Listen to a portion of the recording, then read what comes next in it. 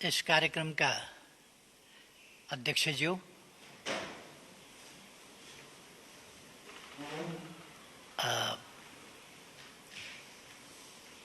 माननीय ज्यूहरू, विद्वान मित्रहरू, समाजसेवी मित्रहरू, आज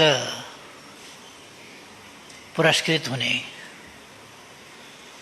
विभिन्न विधामा पुरस्कृत हुने, मदन भण्डारी राष्ट्रिय पुरस्कारबाट पुरस्कृत हुने र अरू निबन्ध प्रतियोगितामा पुरस्कृत हुने या विभिन्न ढङ्गले पुरस्कृत हुने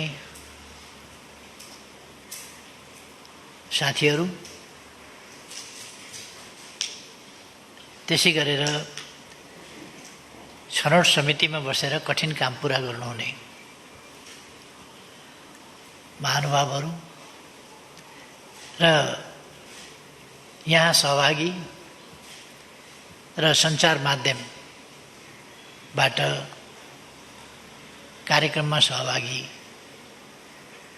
सबै दिदीबहिनी तथा दाजुभाइहरू, आज मदन भण्डारीको अर्थात् जननेता मदन भण्डारीको 70औं जन्मदिन। मदन भण्डारी नामले नै एउटा विचार, एउटा विचार प्रवृत्ति, स्कुल अफ थट, एउटा अभियान सामाजिक परिवर्तनको, एउटा आन्दोलन, एउटा राजनीतिक हिसाबले, आर्थिक हिसाबले, सामाजिक सांस्कृतिक हिसाबले नेपाली समाजलाई सुसभ्य, सुसंस्कृत, समृद्ध, सुशासनयुक्त, शान्तिपूर्ण, विकसित राष्ट्रको रूपमा निर्माण गर्ने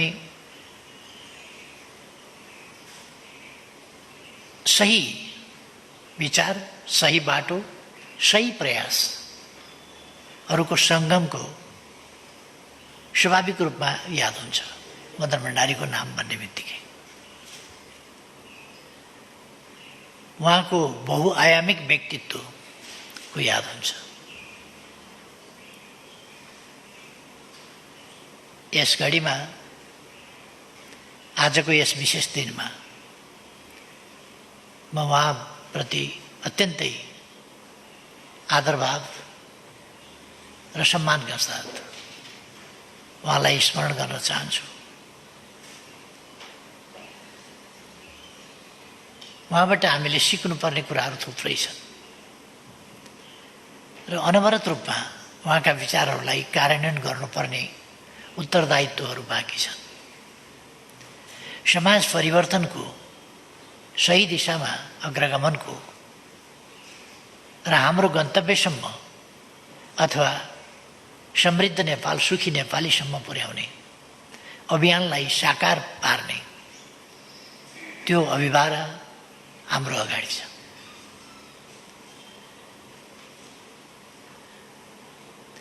तर यी विषयहरूमा जानुभन्दा अगाडि म आज पुरस्कृत हुने सबै विधाका सबै साथीहरूलाई फेरि एकपल्ट हार्दिक बधाई भन्न चाहन्छु र उहाँहरूको बाँकी जीवन अझ सफल र देशका लागि, जनताका लागि अझ धेरै योगदान गर्न सफल होस्,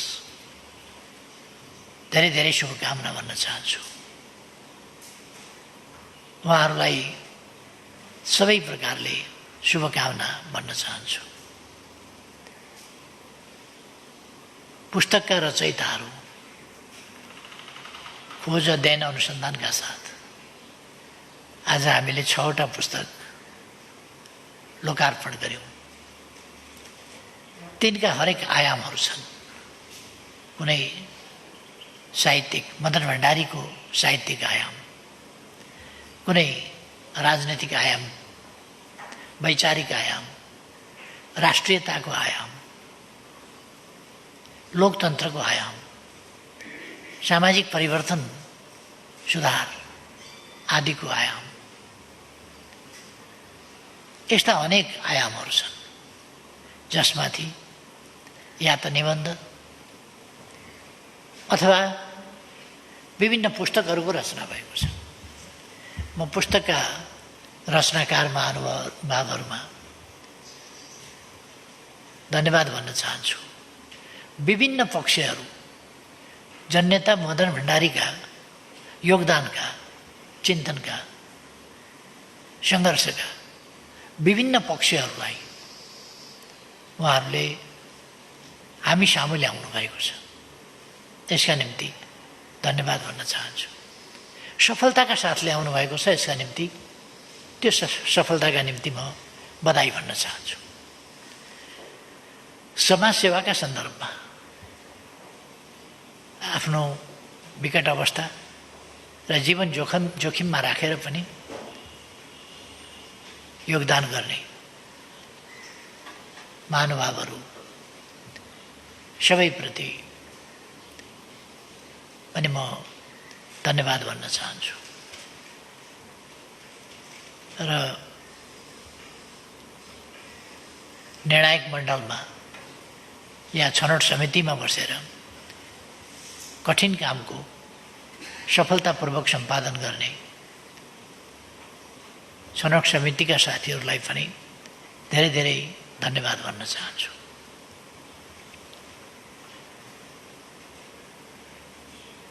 जननेता मदन भण्डारी नेपालको राजनीतिक आन्दोलनको इतिहासमा जन्मिएको, विचार सुल्झिएको, नेपाली समाजलाई बुझेको, नेपाली समाजको विगत र वर्तमानलाई बुझेको र भविष्यको, सुन्दर भविष्यको परिकल्पना गर्न सक्ने एउटा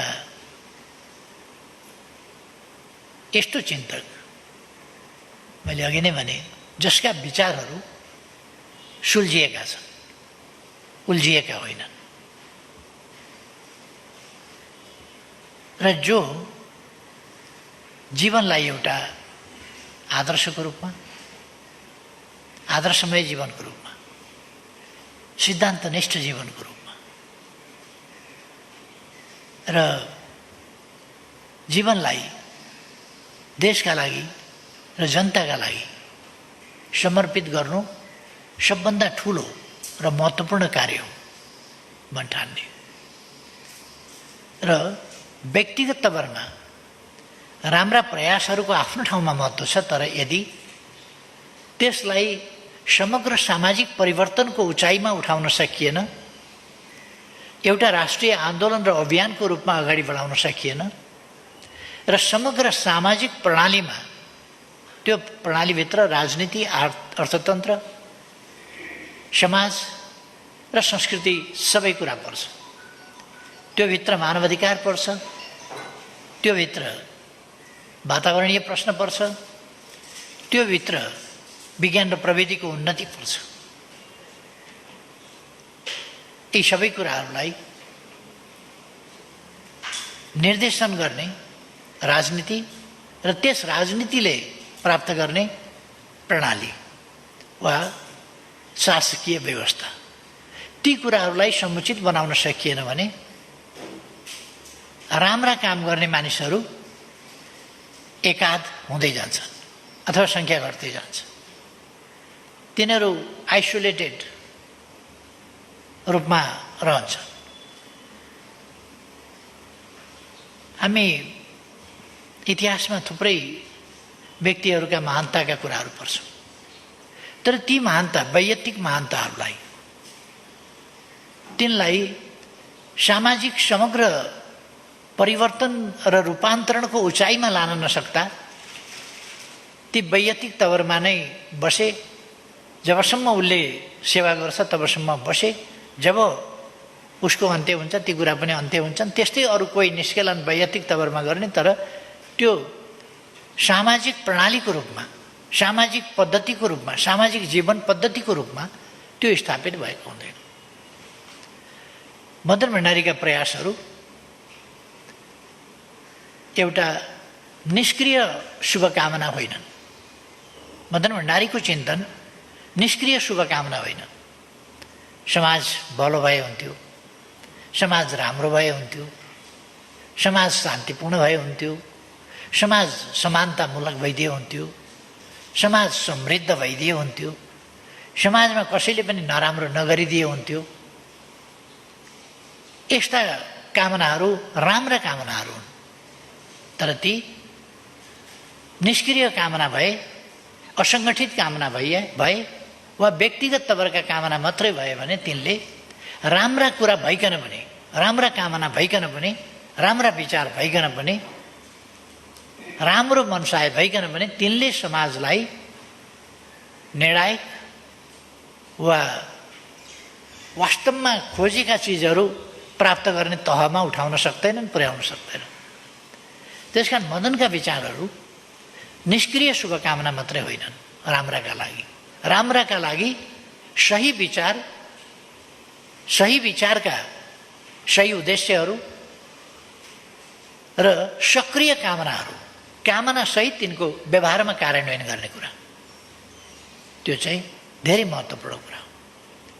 त्यसकारण मदन भण्डारी भन्दा हामीले सही विचार, सही चिन्तन, सही विचार अथवा सही चिन्तक र सही विचारकको रूपमा मात्रै होइन, सही चिन्तक, सही विचारक र तिनको कार्यान्वयनको अगुवाई गर्ने सङ्गठित प्रयासहरू, ती विचारहरूको कार्यान्वयनमा प्रयासहरू अगाडि बढाउने, ती प्रयासहरूलाई सङ्गठित ढङ्गले अगाडि बढाउने। मदन भण्डारीका विचारहरूको महत्त्व यस कुरामा पनि छ। यद्यपि यो मदन भण्डारीले पहिलोपल्ट गर्नुभएको होइन। इतिहासमा यस्ता सङ्गठित प्रयासहरू, विचारलाई व्यवहारमा कार्यान्वयन गर्ने सङ्गठित प्रयासहरू थुप्रै भएका छन् र नेपालको सन्दर्भमा सुल्झिएका विचारहरू, समयानुकूल समाजलाई अगाडि बढाउने सुल्झिएका सोचहरू सहित सङ्गठित प्रयास गर्ने मदन भण्डारी भन्दा अगाडि या त क्षमताको सीमाले होस् या विचारलाई संश्लेषण गरेर ठिग्र्याउने कुरामा, सुल्झाउने कुरामा वा त्यसलाई निष्कर्षको रूपमा पुर्याउने कुरामा रहेका सीमाहरू हुन्, अथवा आन्दोलनकारी प्रवृत्ति मनोवृत्तिको सीमा होस्, आदि कुराहरू जेले भए पनि मदन भण्डारी भन्दा अगाडि समाजलाई त्यसरी झकझक्याउने खालको त्यो व्यक्तित्व हामी पाउँदैनौँ। ठिक त्यसै कारण एउटा राष्ट्रिय दैनिकले सर्वे गर्यो कि 20औं शताब्दीमा नेपालको राजनीतिलाई सबभन्दा बढी प्रभावित गर्ने व्यक्तिको त्यहाँ आम निष्कर्ष निस्किएको थियो, मदन भण्डारी। अर्थात् 20औं शताब्दीको नेपाली राजनीतिलाई, नेपाली समाजलाई, नेपाली जनजीवनलाई वैचारिक हिसाबले र परिवर्तनकारी आन्दोलनको हिसाबले सबभन्दा बढी प्रभावित गर्न सक्ने व्यक्तित्व मदन भण्डारी हुनुहुन्थ्यो। त्यसै कारण उहाँलाई शताब्दी नायक भनिएको। एउटा पक्ष मानिसहरूले अक्सर बिर्सिने गरेको के छ भने मदन भण्डारी जननेता मात्रै होइन, शताब्दी नायक हो र जननेता हो। शताब्दी नायक जननेता मदन भण्डारी।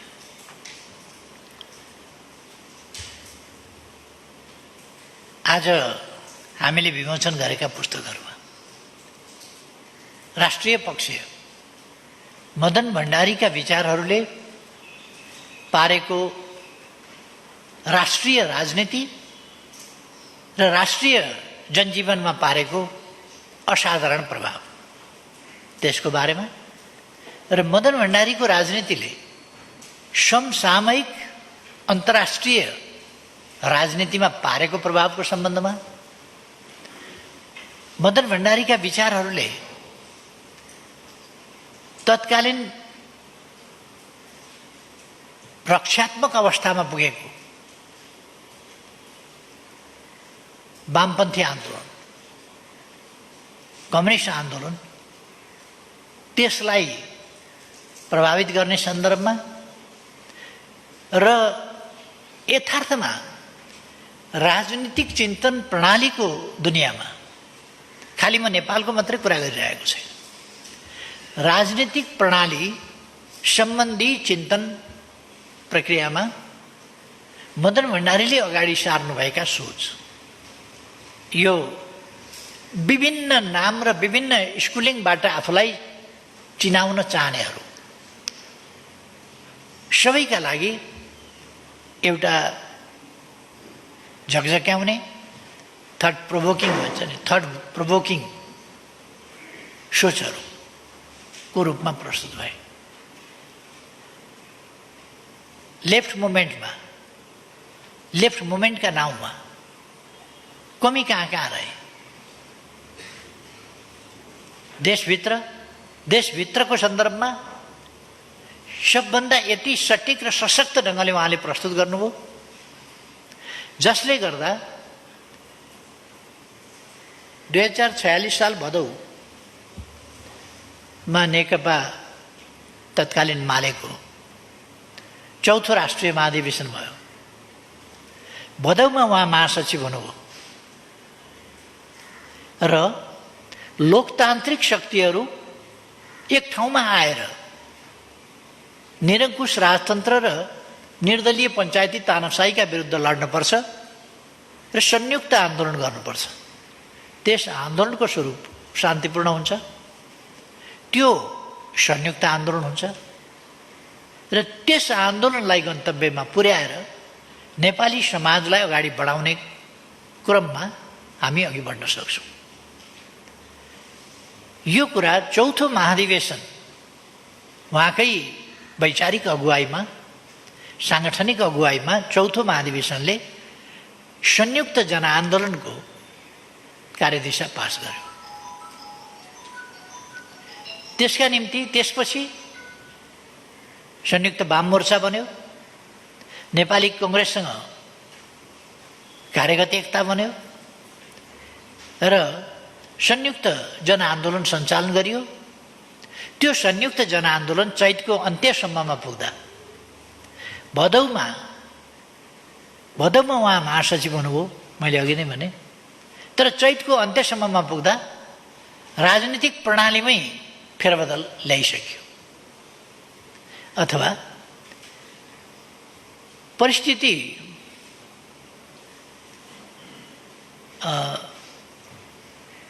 एक ढङ्गले परिपक्व नै थियो। निरङ्कुश राजतन्त्र, तानाशाही प्रणाली, त्यसबाट जनता वाक्क थिए, दिक्क थिए। त्यसले सामाजिक विकासको गतिलाई अगाडि बढाउनुको सट्टा त्यसमा व्यवधान पारिरहेको थियो। जनता परिवर्तन चाहन्थे, तर परिवर्तन कसरी? परिवर्तनको चाहना एउटा कुरा हो, परिवर्तन कसरी भन्ने कुरा सबभन्दा बढी महत्त्वपूर्ण कुरा हो। परिवर्तनको चाहना त मान्छेले गर्छ, तर परिवर्तन कसरी? अब त्यही कुराको समाधान जननेता मदन भण्डारीले दिनुभयो। परिवर्तन यसरी हुन्छ। नेपाली कङ्ग्रेसमा एउटा हिन्दीमा भनाइ छ, ज्यान जाएगा घोडा नै खाएगा। अर्थ जेसुकै होस्, तर कम्युनिस्टसँग मिल्नु हुँदैन भन्ने पुरानो धारणा, त्यो नयाँ धारणा होइन, नेपाली कङ्ग्रेसको पुरानो धारणा थियो। त्यही धारणाले 7 सालको आन्दोलनको उपलब्धि टिकाउन सकिएन, 15 सालको निर्वाचनको परिणाम टिकाउन सकिएन, आन्दोलनका सहयात्रीमाथि प्रतिबन्ध लगाउने र प्रतिक्रियावादी प्रतिगामी शक्तिहरूसँग मिलेर लोकतन्त्र जोगाउँछु भन्ठान्ने एउटा भ्रान्त धारणा, त्यसका विरुद्ध पुष्पलालले प्रयास गर्नुभएको थियो। तर त्यस प्रयासलाई नेपाली काङ्ग्रेसले स्वीकार्न सकिरहेको थिएन। मदन भण्डारीको नेतृत्व भएपछि त्यसलाई नेपाली काङ्ग्रेसले स्वीकार्ने बिन्दुमा पुग्यो र 46 सालको आन्दोलन उहाँ महासचिव भएको 6 महिना पुरा हुँदा नहुँदा, त्यो 6 महिनाका बीचमै आन्दोलनको तयारी, संयुक्त मोर्चाको निर्माण, संयुक्त वाम मोर्चाको निर्माण आदि कुराहरू भइसकेका थियो र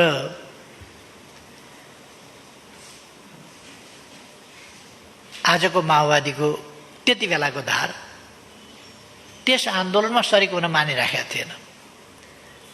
उसको विरोधका बावजुद पछि आन्दोलनमा उ लतारिँदै आयो र संयुक्त वाम मोर्चामा आएन, पछि लतारिँदै संयुक्त वाम मोर्चा वा त्यस अभियानमा सरिक हुन बाध्य भयो। अर्थात् जो चाहेको छैन, नचाहेर पनि त्यस आन्दोलनले नचाहनेहरूलाई पनि घिसारेर ल्यायो। राजनीतिमा कहिले कहिले कस्तो हुन्छ भने साना कुराले राजनीति भएन र स्वार्थ नीतिलाई केन्द्रभागमा राखियो भने साना कुराले कहाँबाट कहाँ पुर्याइदिन्छ। अहिले हामीले हेर्यौँ भने राष्ट्रिय जनमोर्चा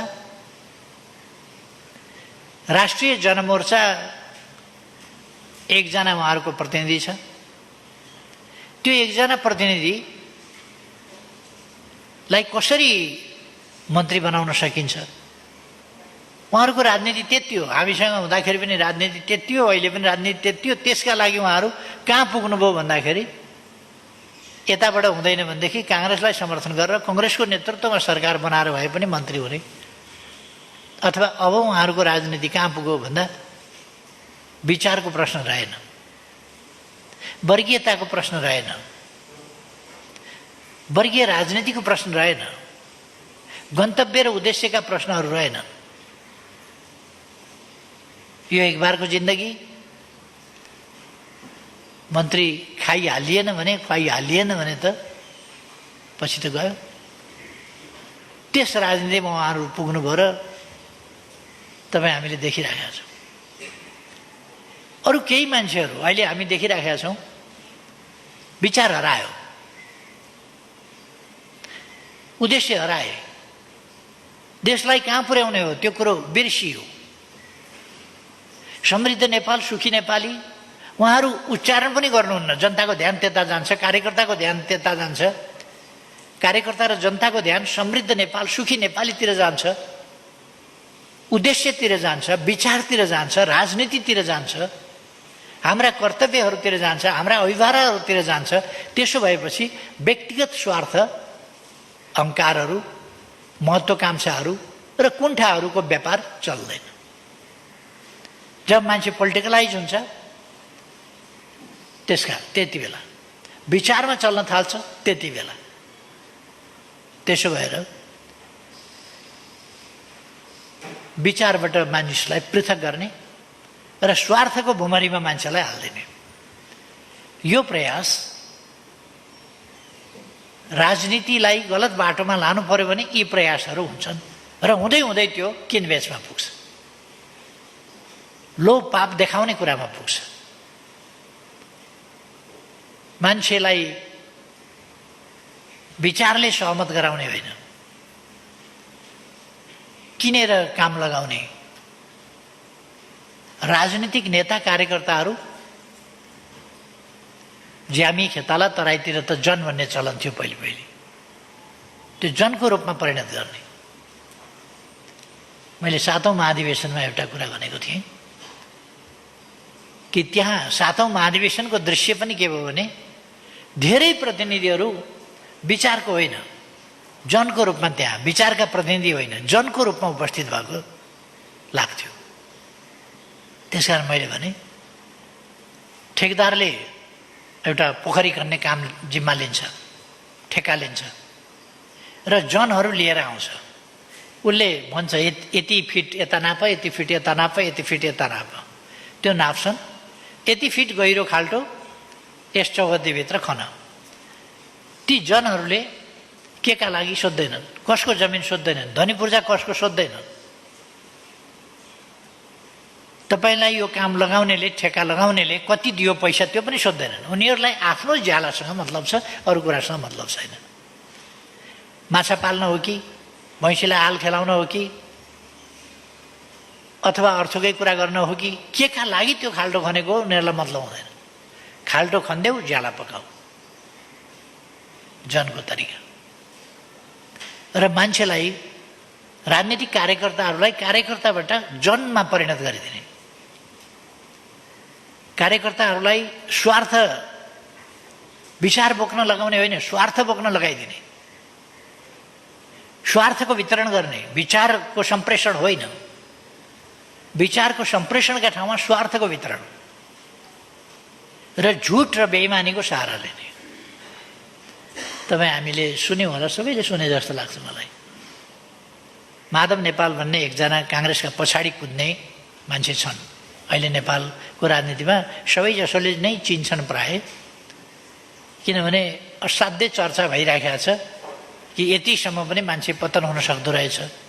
आफ्नो पार्टीको सरकार डाल्ने, प्रमुख प्रतिपक्षको नेतृत्वमा सरकार बनाउने, कम्युनिस्ट आन्दोलन सिद्ध्याउने, अर्कोतिर लागिसक्ने, अनि नेकपा एमालेको वरिष्ठ नेता हुँ भनेर फेरि हिँड्ने। यस्तो लाजशरम पछिको मान्छेको चर्चा अलिकति मान्छेले सकारात्मक मात्रै होइन नकारात्मक हिसाबले पनि चर्चा त हुन्छ नि, मान्छेहरूले गर्छन् नि। गान्धीको मात्रै चर्चा हुँदैन, नाथुराम गोडसेको पनि चर्चा हुन्छ।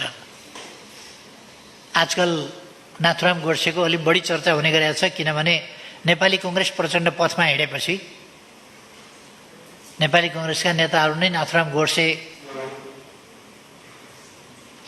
खोजी गर्दा भेटिएन नाथुराम गोडसे भने आफै हुने भन्ने तहमा पुगेको भनेको प्रचण्ड पथ नै अँगालेको हो। यसै त अराजनीतिक अस्थिरताको खेती, देश कता जान्छ भन्ने कुराको मतलब छैन। त्यो कुरामा पुग्नु भनेको स्वाभाविक रूपमा यो प्रचण्ड पथ नै अँगालेको हो। प्रचण्ड पथ यति व्याप्त अहिले भइसक्यो, नेपाली कङ्ग्रेसले अँगालेपछि, त्यसलाई आफ्नो मार्गदर्शक सिद्धान्त कङ्ग्रेसले बनाएपछि अहिले प्रचण्ड पथ सुप्रिम कोर्टमा पनि चर्चा हुन्छ। फ्रान्स र बेलायतका राजाहरू किन काटिन्थे भन्दा अहिलेको राष्ट्रपति र प्रधानमन्त्रीले गरे जस्तै गर्दा रहेछन् र पो काटिँदो रहेछ। अथवा अहिलेका राष्ट्रपति र प्रधानमन्त्रीलाई पनि काट्नुपर्छ। यो कुरा त सर्वोच्च अदालतमा प्रचण्डका एकजना कार्यकर्ताले त सर्वोच्च अदालतमै भने। नेपाली कङ्ग्रेसका कार्यकर्ताले नाथुराम गोडसे मै भन्छु अर्को ठाउँमा भने। आश्चर्य लाग्छ, सर्वोच्च अदालतले हिंसालाई यस्तो दुरुत्साहन गर्ने वक्तव्य दिँदा रोक्ने काम गरेको पाइएन। यस्तो हिंसालाई दुरुत्साहन गर्ने काम अदालतमा गर्नुहुन्न। अथवा विद्वान अधिवक्ताजी तपाईँ आफ्नो वक्तव्य सम्हालिएर राख्नुहोस् भनेर के न्यायमूर्तिहरूले त्यो सुझाव पनि राख्न सक्नुहुन्न र? तर अहिले मेरो विषय यो होइन, म यसमा गइरहन चाहन्न। झुटको राजनीति कसरी गर्छन्, गलत राजनीति कसरी गर्छन् भन्ने मात्रै मैले चर्चा गर्न खोजेको। झुटको राजनीति कसरी गर्छन् तपाईँहरूले 2-3 दिन अगाडिदेखि सुन्नुभयो होला। प्रधानमन्त्रीको प्रस्ताव मैले माधव नेपाल भन्ने व्यक्तिलाई राखेँ अरे। माधव नेपालले आफै भन्दै हिँडेका छन्, मलाई प्रधानमन्त्रीको प्रस्ताव राखे तर म मान्दिनँ। म शेरबहादुर देउवाप्रति यति समर्पित छु, मेरो यति निष्ठा छ, म देशलाई धोका दिन्छु, पार्टीलाई धोका दिन्छु, जनतालाई धोका दिन्छु, पार्टीलाई ध्वस्त पार्ने मैले कसम खाएको छु, शेरबहादुर देउवालाई प्रधानमन्त्री बनाउने कसम खाएको छु, कम्युनिस्ट आन्दोलन ध्वस्त पार्ने कसम खाएको छु। यी सबै देशलाई, जनतालाई, पार्टीलाई, सबैलाई धोका दिन्छु, तर शेरबहादुर देउवालाई धोका दिन्नु। त्यो उनको राजनीति हो।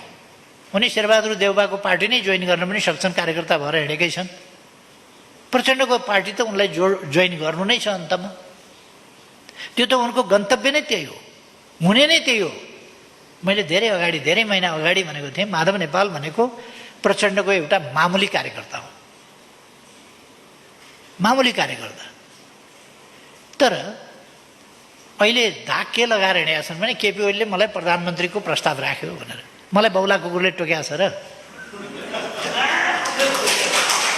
कोही काम नपाएर, कोही नेपालमा नभेटाएर यस्ता मान्छेलाई प्रधानमन्त्रीको प्रस्ताव केपी ओलीले राख्ला? यो आफै आफ्नो महत्ता बढाएर मलाई त प्रस्ताव राखेको छ, कहिले अध्यक्षको प्रस्ताव राखेको छ भन्छ, कहिले प्रधानमन्त्रीको प्रस्ताव राखेको छ भन्छ।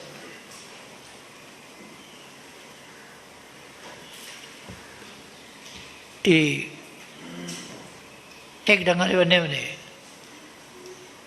प्रचण्डका पुच्छर हुन्। पुच्छर भएपछि जन्तु पूर्वतिर फर्क्यो भने त्यो पश्चिमतिर हुन्छ, पश्चिमतिर फर्क्यो भने त्यो पूर्वतिर हुन्छ। पछाडि पछाडि पछाडि सँगै हुन्छ क्या त्यो।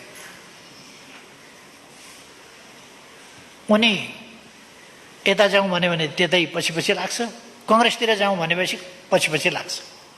अस्ति महन्त ठाकुरजीलाई प्रधानमन्त्री बनाउन उहाँहरूले जोड गर्नुभयो। त्यो त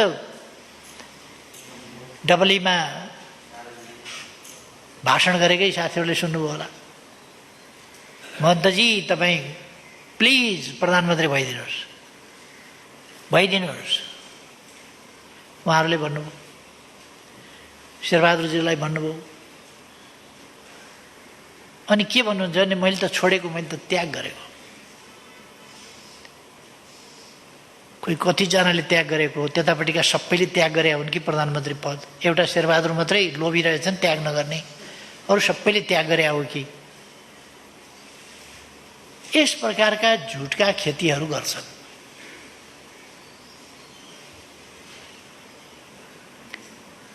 मदन भण्डारीको school of thought, way of thinking यस्तो झुटको बेइमानीको वे अफ थिङ्किङ होइन, सच्चाइको।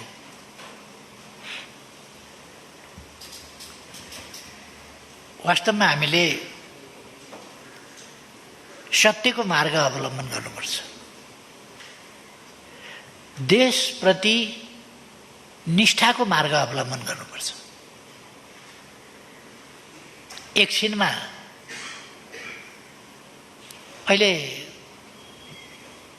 प्रचण्डले अस्ति राष्ट्रपति भन्दा त राजै राम्रो के भनेका र मान्छेहरूले छक्क माने। किन छक्क मान्ने? छेपारोले त रङ एक एकछिनमा फेर्छ त। खैरो खैरो मुढामा गयो भने खैरो खैरो खालको रङ बनाउँछ, अर्को खालको हरियो हरियोमा गयो भने हरियो हरियो रङ बनाउँछ, अलिक कालो बोक्रो भएका ठाउँमा पुग्यो भने त्यहाँ कालो कालो बनाउँछ। छेपाराले रङ फेर्छ त। कहिले कम्फर्टेबल सरकार बनाइदिन्छु भन्छ, कहिले यस्तो हुँदाखेरि पनि हाम्रा लोकतान्त्रिक छिमेकी के हेरेर बसेका छन्, किन हस्तक्षेप गर्दैनन् भन्छ। कहिले गणतन्त्र ल्याउने मै हुँ भन्छ, कहिले गणतन्त्र काम लाग्दैन, गणतन्त्र भन्दा त राजतन्त्रै राम्रो भन्न पुग्छ। कहिले यो राष्ट्रपति भन्ने संस्था भन्दा त राजै ठिक भन्न पनि पुग्छ। यो कुन सा ठुलो कुरा हो प्रचण्डलाई? कहिले विदेशबाट हतियार ल्याएर नेपाली जनताको नरसंहार गर्छ। नेपाली जनताले दुःखले थुपारेका जम्मा गरेका पैसाहरू ब्याङ्कका ब्याङ्क लुटेर सखाप बनाइदिन्छ। साना सहकारी, कृषि सहकारी लगायत लुटेर खतम बनाइदिया हुन्छ। संरचनाहरू ध्वस्त पारिदिया हुन्छ। निर्दोष आबाल वृद्ध वनिता बाल बालिका समेत ध्वस्त पार्ने अमानवीय जघन्य त्यस प्रकारका क्राइम गरेको हुन्छ। कहिले बाँदर मुडे घटाउँछ। नियन्त्रणमा लिएर, महिनौसम्म नियन्त्रणमा लिएर मानिसहरूको निर्मम र त्यस प्रकारका जघन्य अपराधहरू गर्छ। अब अहिले फेरि लोकतन्त्रको मसिया भएर, जो लोकतन्त्रको विरुद्धमा जनयुद्ध कसका विरुद्ध लडे, कुन प्रणालीका विरुद्ध लडेको जनयुद्ध, मैले जनयुद्ध भनेको थियो। ती युवाहरूलाई परिवर्तनका सपना देखाएर, सुन्दर भविष्यको सपना देखाएर कसैलाई मराइदिए, कसैलाई अपाङ्ग बनाइदिए, कसैको घर व्यवहार छेद विच्छेद बनाइदिए। अरब जाने सुरु कसरी भयो? मान्छे देशभित्र होइन, देश छोडेर भाग्नुपर्ने अवस्था कसले गर्दा आयो? तिनै मान्छे भाका फेरेर फेरि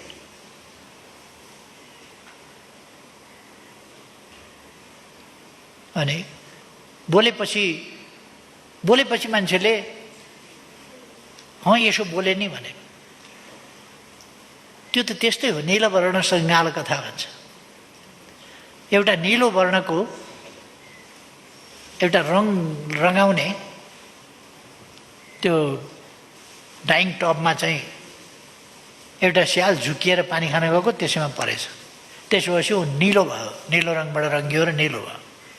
अनि जङ्गलतिर फर्किएपछि के हो यस्तो, यो त निलो छ, यस्तो निलो जनावर त यस प्रकारको देखाएको थिएन भनेपछि म विशेष प्रकारको जनावर हुँ, यहाँ हुँ त्यहाँ हुँ, धेरै गफ दियो उसले।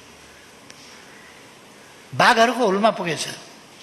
के आयो, को यो भने म जङ्गलको राजा हुँ। नील वर्णको म मात्रै एउटा यस्तो जीव हुँ, मभन्दा श्रेष्ठ कोही छैन, म नीलो वर्ण। पत्याउँदै गए सबैले, होला भने गफै दिइराखेको थियो। तर अलिकति साँझ परेपछि अलिक पर स्याल कराएछ। अलिक पर स्याल कराएपछि त्यो नीलो वर्ण भएको स्याल पनि ठाडोघाँटी लाएर कराउन थाल्यो। स्यालको एउटा धर्म के हुन्छ भने, एउटा स्याल कराएपछि अर्को नकराइ हुँदैन। अनि त्यो स्याल पनि ठाडोघाँटी लगायो, हु हु गर्न थालेपछि बाघले झप्पु दिएर यलीलाई समाप्त पायो। बोलेपछि बोलीबाट चिनिन्छ, नबोल्दासम्म त कसरी चिन्ने? बोलेपछि चिनिन्छ। तर आज बोल्छ एउटा कुरा, नेपाली जनताले अलिक बिर्सिएको देख्दा चाहिँ मलाई छक्क लाग्छ, बिर्सिन नहुने। अर्को कुरा, म बौद्धिक जगतलाई आग्रह गर्न चाहन्छु, क्षणिक आवेश उत्तेजना अथवा हाम्रो बौद्धिकता, हाम्रो ज्ञान, हाम्रो सिप, हाम्रो नलेज, हाम्रो प्रतिबद्धता देशप्रति हुनुपर्छ, जनताप्रति हुनुपर्छ, हाम्रा भावी सन्ततिको भविष्यप्रति हुनुपर्छ। लहै लहैमा हामी बग्नु हुँदैन।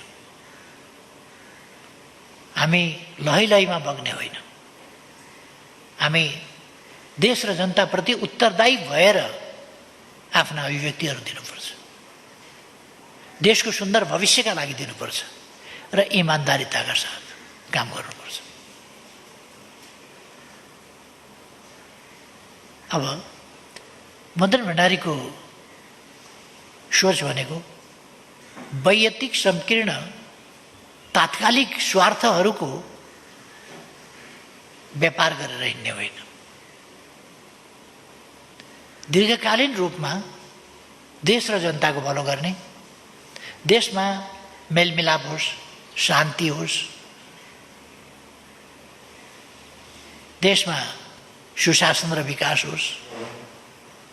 अहिलेको परिस्थिति कस्तो छ? नेपालका राजनीतिक शक्तिलाई हेर्नुभयो भने अहङ्कार, दम्भ, असन्तुष्टि, छटपटाहट, त्यो छटपटाहट तपाईँ देख्न सक्नुहुन्छ। कोभिडको यत्रो महामारी छ, सरकारले निषेधाज्ञा जारी गरेको छ। नेपाली कांग्रेस जस्तो पार्टी आफ्नै नेतृत्वमा अहिले के भयो, के बित्यो र आन्दोलनमा उत्रिनु पर्यो? के का विरुद्ध आन्दोलन? ताज्जुब नि, आन्दोलनको पनि त एउटा कारण हुन्छ नि। के का विरुद्ध?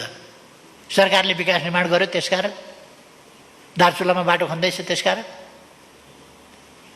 महाकालीमा पुल बनाउँदैछ त्यसकारण, दैजीमा औद्योगिक क्षेत्र बनायो त्यसकारण, अथवा पूर्व पश्चिम राजमार्ग बनायो त्यसकारण, हजारौंको संख्यामा पुल बनायो त्यसकारण, तुइन विस्थापन गरेर झोलुङ्गे पुल बनायो त्यसकारण। अचानक महामारी आयो, तर केही ठाउँमा नपुग्न सक्या होला, तर आम रूपमा अनलाइन शिक्षा सुरु गर्यो। यस्तो महामारी आयो अचानक, तर सम्पन्न देशहरूभन्दा पछि छैन नेपाल। त्यसअनुसार तत्कालबाट पहिलो स्वाब टेस्ट हामीले हङकङ पठाएर गरेका थियौँ। आज देशभित्रै पर्याप्त स्वाब टेस्ट हामी गर्न सक्छौँ, पिसिआर टेस्ट गर्न सक्छौँ। त्यो निःशुल्क गरेका छौँ हामीले। धनी देशहरूले निःशुल्क परीक्षण गरेका छैनन्, धेरै धनीहरूले निःशुल्क परीक्षण गरेका छैनन्। इन्सुरेन्सले कभर गरेको होला कतिपय ठाउँमा, त्यसबाहेक गरेका छैन। तर हामीले जहाँ इन्सुरेन्स भर्खर हामी सुरु गर्दैछौँ, हेल्थ इन्सुरेन्स, त्यस ठाउँमा हामीले त निःशुल्क परीक्षण, निःशुल्क उपचार, अब खोप ल्याउन थालेका छौँ। हामीले अस्तिदेखि खोप ल्यायौँ। हामी खोप उत्पादक होइनौँ, तर खोप उत्पादक नहुँदै पनि एसियामा खोप उत्पादक भारतभन्दा पछि हामी दोस्रो हौँ भ्याक्सिन सुरु गर्ने, र हामीले धेरै अगाडि बढाएका छौँ। हामी कहाँ भ्याक्सिनको अलिकति केही प्राविधिक कुराहरू होलान्। हामीले जसरी पाउने सोचेका थियौँ, हामीले पैसा पेमेन्ट गरिसकेको, तिरिसकेको पनि हामीले खोप पाउन सकेका छैनौँ। त्यो खालको असहज परिस्थिति त छ, अप्ठ्याराहरू त छन्, तर हामी खोप त विभिन्नतिर कुरा गरेर ल्याइराखेका छौँ र खोपको कमी हुँदैन। लगभग यस वर्षभित्र, भनेको अङ्ग्रेजीको यो वर्ष सन् 2021 भित्र मूल रूपमा चाहिँ हामी खोप लगाइसक्छौँ। मूल रूपमा अलिकति छिटपुट बाँकी रहला, किनभने हामी जतिसुकै छिटो गरे पनि, जस्तो चीनले अहिले पनि खोप लगाइराखेको छ, त्यो खोप भनेको चाहिँ त्यो खुरुखुरु लगाइहाल्न एकैछिनमा सकिने कुरा होइन। त्यसको सर्कल पनि हुन्छ, फेरि त्यसका लागि खोप उत्पादन पनि गर्नु पर्यो। एकैचोटि ल्याएर स्टोर गर्न सकिँदैन, फेरि त्यो डेट एक्सपायर हुन्छ, त्यसलाई उपयुक्त वातावरणमा राख्नुपर्छ। यी सबै पक्षहरू छन्। त्यसकारण लिमिट उत्पादन हुन्छ, लिमिट सप्लाई हुन्छ, लिमिट हाम्रो सामर्थ्य छ खोप दिने पनि। यो सबै कुराले हामी गर्छौँ। अनि यस्तो अवस्थामा सबै मिलेर एकजुट भएर राष्ट्रका समस्या समाधान गर्दै लोकतान्त्रिक अभ्यासबाट अगाडि बढ्नुपर्ने ठाउँमा लोकतान्त्रिक अभ्यासमा नजाने, संसदलाई पङ्गु बनाउने, जनतामा जान नदिने, जनतामा जाने अलोकतान्त्रिक कुरा भयो। जनतामा जानु, जनताले आवधिक मूल्याङ्कन गर्ने र ताजा जनादेश दिने कुरा चाहिँ प्रतिगमन भयो भन्नु जस्तो हास्यास्पद कुरा के हुन्छ? अलोकतान्त्रिक कुरा के हुन्छ? राजनीतिलाई जनताका बीचमा लान नदिने, राजनीतिलाई संसदबाट, जो जनप्रतिनिधिको सर्वोच्च संस्था हो, त्यहाँबाट निरूपण गर्न नदिने, त्यहाँ निरूपण गर्न नसक्ने, अदालतमा मलाई प्रधानमन्त्री बनाइ पाऊँ भन्ने। अनि लोकतान्त्रिक विधिबाट हो र सरकार ल्याउने कहाँबाट भन्दा अदालतबाट मुद्दा लडेर। दुनियाँमा मुद्दा लडेर सरकार आउने, अदालतबाट मुद्दा प्रधानमन्त्री छानिने सुन्नुभएको छ कहीँ? नेपालमा त्यो अभ्यास गर्न खोजिएको छ। जनताका बीचमा जान नहुने, प्रतिगमन हुन्छ। अनावश्यक संस्थाहरूलाई राजनीतिमा संलग्न गराउने र शक्ति पृथकीकरणको सिद्धान्तको व्यवहार त धज्जी उडाउने कति उपयुक्त हुन्छ? यसका लागि, यसमा दबाब दिन, अदालतलाई दबाब दिनका लागि आन्दोलन गर्ने, लोकतान्त्रिक शक्तिहरूका लागि स्वतन्त्र न्यायालयको फैसला आफ्नो पक्षमा पार्नका लागि दबाब दिन आन्दोलन गर्ने, कोभिडका बेला निषेधाज्ञा तोडेर राजनीतिक दलहरू, कानुनको राजमा राजनीतिक दलहरूले के उहाँहरूको आन्दोलन रोक्नका लागि निषेधाज्ञा जारी भएको हो र कोभिड नियन्त्रण गर्नका लागि होइन। कोभिड हामीले नियन्त्रण गर्दै लगेका छैनौँ। प्रतिदिन 9,000 भन्दा बढी सङ्क्रमित हुने ठाउँमा अहिले हामीले 1,000 को आसपासमा ल्याइसकेका छौँ। अनि यो सङ्ख्या घटाएको छैन, मृत्युदर घटाएका छैनौँ हामीले। लगभग 1,000 चाहन्छन् सङ्क्रमित छ भने 3,000 चाहन्छन् निको हुनेको सङ्ख्या छ। निको हुनेको सङ्ख्या सङ्क्रमितको सङ्ख्याभन्दा 3 गुणा बढी छ। यो हाम्रो सफलता होइन। यही सफलतालाई असफल पार्नका निम्ति अब निषेधाज्ञा तोड्ने, राजनीतिक दलहरूले जानी बुझिकन घोषणा गरेर निषेधाज्ञा तोड्ने हो भने अनि अरू के हुन्छ? अहिले संसद भवनलाई संसदीय क्रियाकलाप बाहेक अरू कुराका लागि प्रयोग गर्न दिइँदैन। तर तथाकथित बुद्धिजीवी भेला, तथाकथित पत्रकार सम्मेलन, तथाकथित नागरिक समाजका अन्तर्क्रिया के अब अन्तर्राष्ट्रिय सम्मेलन केन्द्र संसदले भाडामा लिएको यस खालका बगवासी कामहरूका लागि हो? यसै गर्ने हो भने अरूले किन नपाउने? प्रचण्डका कार्यकर्ता सभामुख हुने बित्तिकै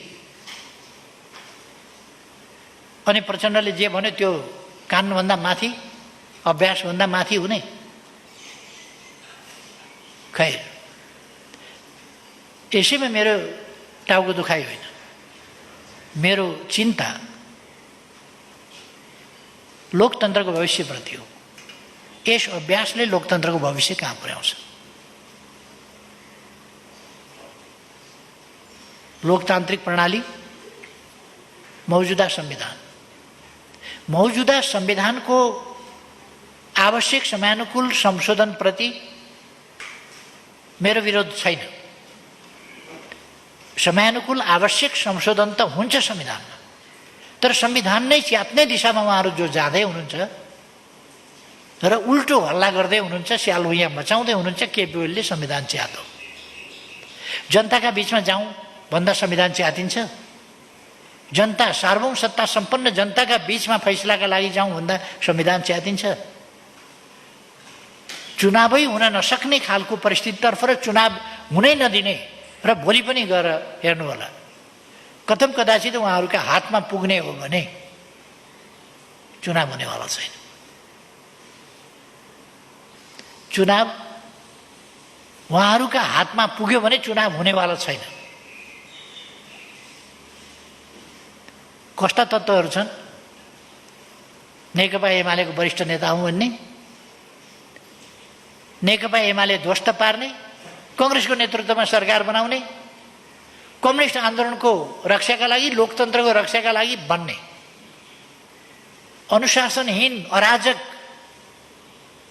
योभन्दा अराजकताको नमुनाहरूको के हुन्छ? दुनियाँको लोकतान्त्रिक हिस्ट्रीमा कुनै पनि प्रकारको, कुनै पनि नामको पोलिटिकल मुभमेन्टभित्र माधव नेपाल जति यति अराजक, अनुशासनहीन र इमान नभएको मान्छे, जुन चिन्हमा भोट लियो, जुन पार्टीबाट भोट लियो, जुन आदर्शका लागि भनेर ढाँटेर हिजो भोट लिएर संसदमा आयो, जुन कार्यकर्तालाई ढाँटेर नेता बन्यो, यो बीचमै राजीनामा दिनु पर्दैन? मैले नयाँ राजनीति सुरु गरेँ, नयाँ विचार सुरु गरेँ भन्नु पर्दैन? उल्टै जिन्दगीभरि मदन भण्डारीको विरोध गर्ने, मदन भण्डारीका विचारको विरोध गर्ने।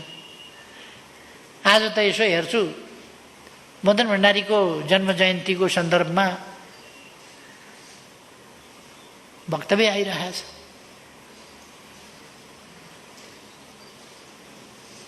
बेशरमको पनि हद हुन्छ। त्यही पार्टी ध्वस्त पार्न खोज्ने, मदन भण्डारीका विचार समाप्त पार्न खोज्ने। मदन भण्डारी फाउन्डेसन गठन भयो भनेको सुन्दाखेरि उनीहरूलाई टाउको दुख्ने। जेठ 3 गते मदन आश्रित स्मृति दिवस मनाउँ भन्दा कम्युनिस्टले क्रिया गर्दैनन्, मानिँदैन भन्ने। 14 गते जन्मदिन मनाउनु त भन्दा जन्मदिनको के अर्थ छ? जन्मिँदा त एउटा बच्चा जन्मिने हो, त्यो बच्चाले के गरे हुन्छ? जन्मदिन किन मनाउने? पछि ठुलो भएपछि मदन भण्डारीले योगदान गरे होला, जन्मिँदा के योगदान थियो र जन्मदिन मनाउने भन्ने तर्क गर्ने। अनि जब केही साथीहरूले पार्टीको यो रवैया भएन, माधव कुमार नेतृत्वको एमालेले त मदन भण्डारीलाई पनि बिर्साउन खोजिरहेको छ। मदन भण्डारीको नाम लिनु हुँदैन। तपाईहरूले यो 63 सालतिरको होला,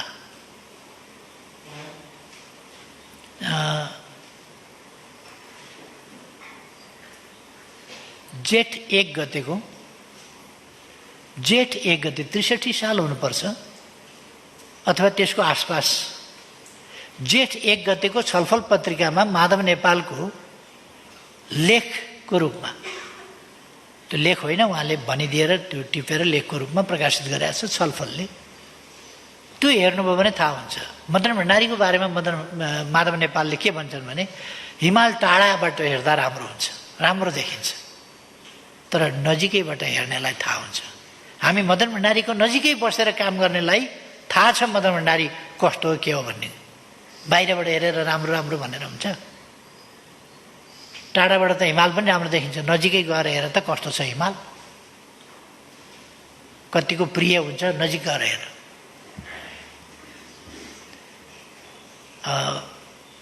उहाँको त्यो बनाइदियो। मदन भण्डारीका राम्रा राम्रा कुरा गर्ने, सकारात्मक पक्ष भनेर राम्रा राम्रा कुरा गर्ने, नकारात्मक कुरा गर्नु पर्दैन। खोइ मदन भण्डारीका नकारात्मक कुराको चर्चा, मदन भण्डारीका कमी कमजोरीको चर्चा खोइ, खालि यो विचार त्यो विचार भनेको छ। यो कुरा उहाँले आफ्नो भनाइमा 3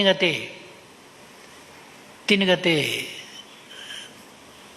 मङ्गलबार पर्थ्यो, आइतबारको उसमा। त्यसो भएपछि त्यो छलफलमा आएपछि मैले उसै दिन एउटा आर्टिकल लेखेँ र दृष्टिमा, मङ्गलबारको दृष्टिमा मैले छपाएँ त्यसको खण्डनमा। त्यो छलफल र दृष्टि हेर्नुभयो हुन्छ साथीहरूले, त्यसै बेलादेखि माधव नेपालको के थियो र हाम्रो के थियो दृष्टिकोण भन्ने कुरा थाहा पाउनुहुन्छ। पार्टीभित्रै एउटा ठुलो सङ्घर्ष थियो।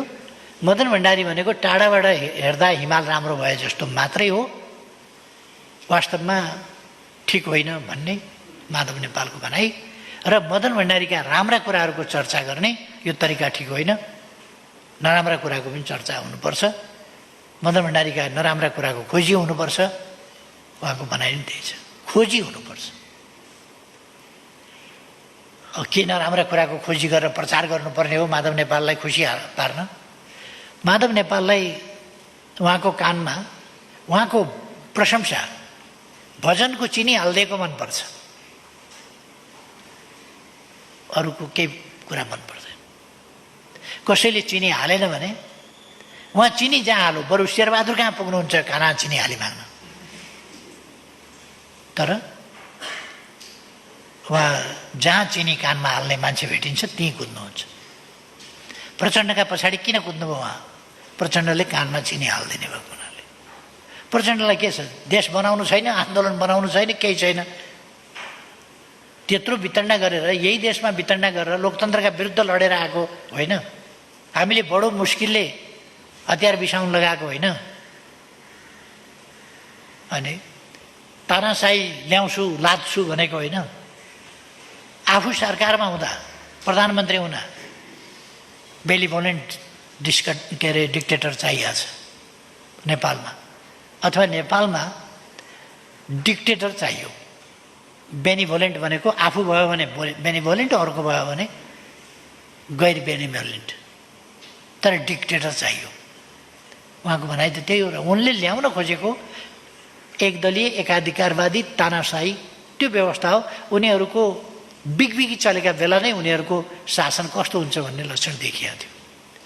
कम्युनिस्टका नाउँमा यस प्रकारका विकृत जनविरोधी देशद्रोही खालका क्रियाकलाप जननेता मदन भण्डारीले अगाडि सार्नु भएको जनताको बहुदलीयसँग जनवादसँग किञ्चित मेल नखाने मात्रै होइन, यी विपरीत कुरा हो। त्यसकारण यस्ता तत्त्वहरूले या विचारहीन तत्त्वहरूले, उद्देश्यहीन आदर्शहीन तत्त्वहरूले मदन भण्डारीका विचारको विरोध गर्नको कारण त्यही हो। यी कछुवा जस्ता हो, यसो अनुकूल वातावरण भयो भने टाउको फुत्त बाहिर निकाल्ने, अलिकति प्रतिकूल देख्यो भने फुत्त टाउकोभित्र उल्ने। उनीहरूलाई अहिले मदन भण्डारीको नाम, माधव नेपालले मदन भण्डारीलाई कहिले पनि सम्झिनु नपर्ने, यसपल्ट चाहिँ मदन भण्डारीलाई सम्झिनु पर्ने र वक्तव्य दिनुपर्ने मदन भण्डारीलाई सम्झिए जस्तो गरेर, किनभने कार्यकर्ता अल्मल्याउनु छ।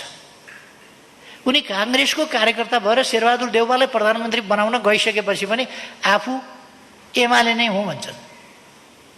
एमालेको सरकार ढाल्नका लागि मतदान बहिष्कार गरेर बाहिर 27 जना लिएर जाँदाखेरि पनि कम्युनिस्ट आन्दोलनको रक्षाका लागि भन्छन्, जबकि उहाँ बनाउनु छ शेरबहादुरलाई।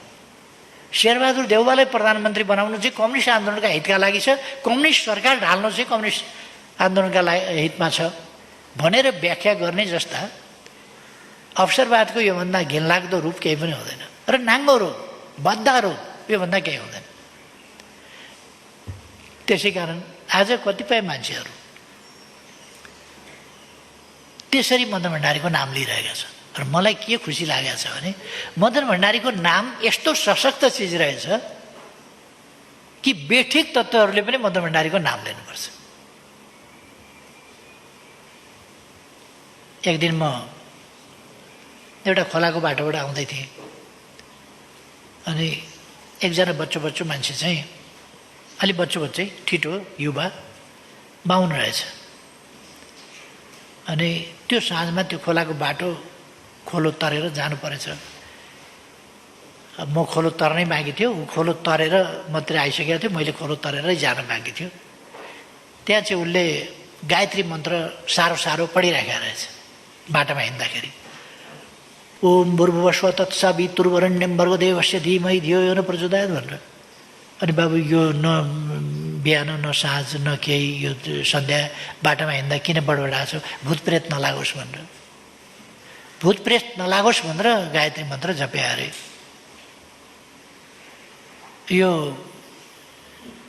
जुनसुकै बाटो हिँड्ने, जस्तोसुकै बाटो हिँड्ने पनि डर लाग्यो भने गायत्री मन्त्र भने जस्तै मदन भण्डारी भनेपछि एउटा त्राण नि, यो त्यस्तै भइरहेको छ मदन भण्डारी। जबजका विरोधीले पनि जब ओम भूर्भुवस्वः तत्सवितुर्वरेण्यं भर्गदेवस्य धीमहि धियो यो न प्रचोदयात्। जब भन्न नरुचाउनेले पनि भन्न परेको छ, मदन भण्डारीको नाम सुन्न नचाहनेले पनि आफैले बोल्न परेको छ। यो त्यस्तै एउटा रक्षा कवचको रूपमा जसलाई पनि, यो चाहिँ खुसीको कुरा हो। विरोधीले पनि यसको दम, मदन भण्डारीको विचारको दम, जनताको बहुदलीय जनवादको दम चाहिँ विरोधीले पनि बुझेका छन्।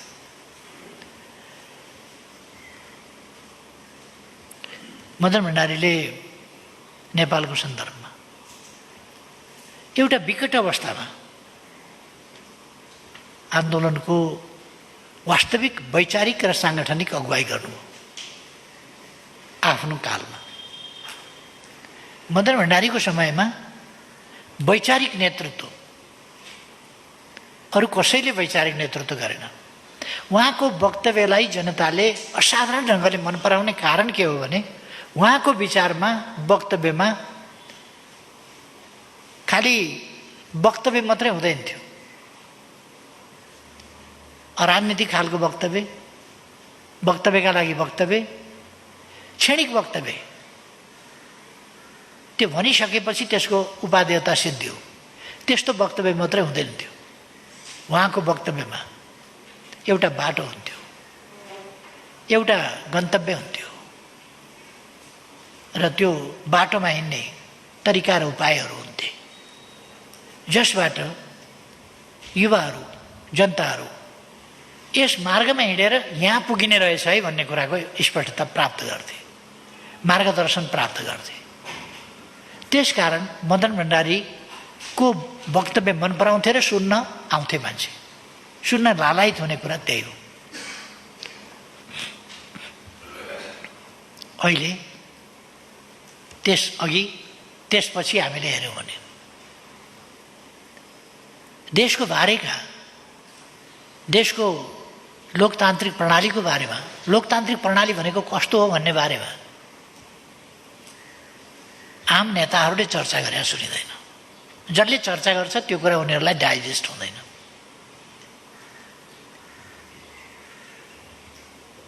मदन भण्डारीको विचारमा स्पष्ट थियो, सिद्धान्तका नाउँमा, सिद्धान्तवादिताका नाउँमा, उद्देश्य र उद्देश्य केन्द्रित राजनीतिको नाममा उहाँ अजीब, निर्जीव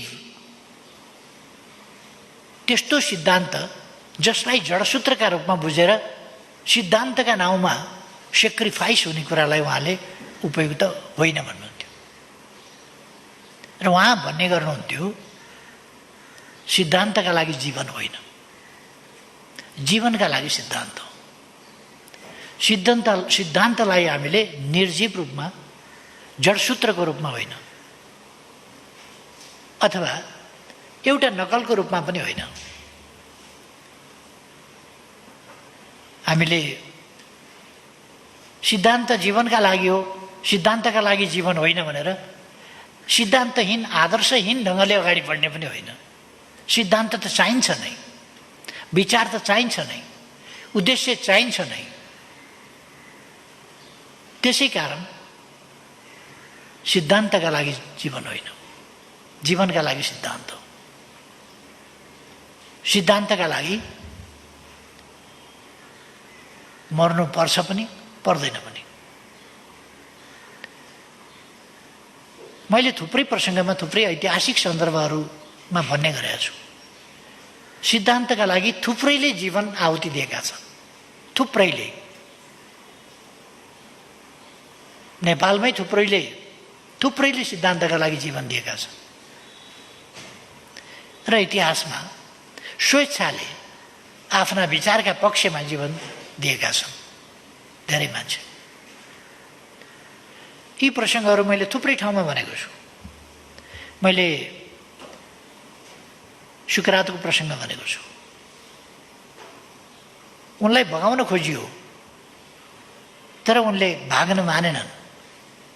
म आदर्शच्युत भएर, सत्यबाट पर हटेर, असत्यसँग सम्झौता गरेर, कायर भएर, पलायन भएर, भागेर जीवन जोगाउन तयार छैन। म सत्यका लागि, निष्ठाका लागि जीवन बलिदान गर्न तयार छु। उहाँले त्यो कुरा भन्नुभयो। र विषको प्याला आफैले समातेर पिउनुभयो, तर भाग्न मान्नु भएन, जीवन दिन तयार हुनुभयो। वास्तवमा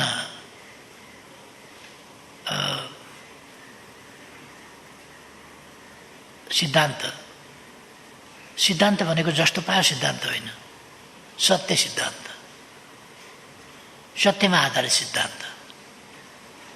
सिद्धान्त जो मानव जातिको बृहत्तर हितका लागि समर्पित होस्, सिद्धान्त जो धरतीको बृहत्तर हित अथवा रक्षा, सुरक्षा र भविष्य, मानव जातिको भविष्य सुनिश्चित गर्ने कुराका लागि सिद्धान्त होस्, त्यो चाहिँ सिद्धान्त हो। त्यो सिद्धान्त जसले मानव समाजलाई सुन्दर बनाउने र भविष्यलाई सुरक्षित राख्ने कुरामा योगदान गरोस्, हो त्यो सिद्धान्त। जुन सिद्धान्त सत्यमा आधारित हुन्छ, हो त्यस्तो सिद्धान्तको पछि हामी लाग्ने हो। मदन भण्डारीले भन्नुभएको जनताको बहुदलीय जनवादको सिद्धान्त त्यही हो। मैले अघि भने मदन भण्डारीले विचारहरू अगाडि सार्दा एउटा संकीर्ण दायराभित्रको, सीमित दायराभित्रको, राजनीतिक क्षेत्रभित्रको मात्रै होइन, समग्र समाजसँग सरोकार, मानव जातिसँग सरोकार, आज वर्तमानसँग सरोकार र भविष्य, सुन्दर भविष्य, सुनिश्चित भविष्यसँग सरोकार राख्ने विचारहरू, त्यससँग सम्बन्धित बनाएर व्यापक अर्थमा आफ्ना विचारहरूलाई प्रस्तुत गर्नुभएको छ। डेमोक्रेसी भन्दाखेरि केही पोलिटिकल फ्रिडमका कुरा मात्रै होइन। डेमोक्रेसी भनेको जनतामा सार्वभौम सत्ता रहेको प्रणाली, जहाँ जनता सर्वोपरि छ, जनता अन्तिम न्यायाधीश र निर्णायक हो र त्यो जनताका हितका निम्ति नै काम गर्ने प्रणाली, स्थिति विधिमा चल्ने प्रणाली अर्थात् कानुनको राज। स्थिति विधि भन्नाले शक्ति पृथकीकरणको सिद्धान्त, स्थिति विधि भनेकै शक्ति पृथकीकरणको सिद्धान्त भन्ने कुराले आउँछ। व्यवस्थापिका, कार्यपालिका, न्यायपालिका यिनीहरू आफ्ना ठाउँमा बसेर आफ्नो कर्तव्य निष्ठा साथ पालना गर्ने, सक्रियताका साथ पालना गर्ने प्रणाली। संविधानको सर्वोच्चताको, संविधानलाई जोसुकैले पनि मान्नुपर्ने त्यो प्रणाली र संविधानको अपव्याख्या र गलत व्याख्या गर्ने, संविधानमाथि थिचोमिचो गर्ने कुरा होइन। अहिले त कानुनले परिभाषा स्पष्ट रूपमा एउटा गरेको छ, फैसला अर्को आउँछ। कानुनले एउटा निर्दिष्ट गरेको छ, स्पष्टै रूपमा उल्लेख गरेको छ, भनेको छ। केन्द्रीय समिति भन्नाले के बुझिन्छ भन्ने परिभाषाले भन्छ, केन्द्रीय कार्य समिति, तदर्थ समिति वा यस्तै कुनै जुनसुकै नाम दिएको भए तापनि केन्द्रीय निकायको अधिकार प्रयोग गर्ने हैसियत भएको केन्द्रीय वा राष्ट्रिय तहको संस्था बुझ्नुपर्छ। केन्द्रीय कमिटी भन्नाले अदालतले त्यो कुरालाई चाहिँ छोडिदिन्छ, परिभाषै छोडिदिन्छ र केन्द्रीय कमिटीले गर्नुपर्ने काम महाधिवेशन आयोजक समितिले गरेको हुनाले मिल्दैन। परिभाषा पनि छोडियो, अराजकतालाई प्रश्रय दिने खालको निर्णय हुन्छ। अदालतको निर्णय भएको हुनाले हामीले मान्नै पर्यो। तर यस्तो देख्नुपर्ने कुरा नदेख्ने, अनुचित कुरालाई प्रश्रय पाउने, उचित कुरा, आवश्यक कुरा, लोकतन्त्रका मूल्य मान्यताहरूका त्यसको स्थापना गर्ने, त्यसको कार्यान्वयन गर्ने कुरामा व्यवधान हुने कुरा हो। यस्तो चाहिँ कानुनी राजमा हुनु हुँदैन र सिद्धान्तको संविधानको सर्वोच्चता भन्दा यस्तो कुराहरूलाई उल्लङ्घन गरेर सर्वोच्चता हुने होइन। त्यसकारण संविधानको परिपालना निष्ठाका साथ गरेर मात्रै हुन सक्छ। जनताको बहुदलीय जनवादले भन्ने कुरा हो। र हामी एउटा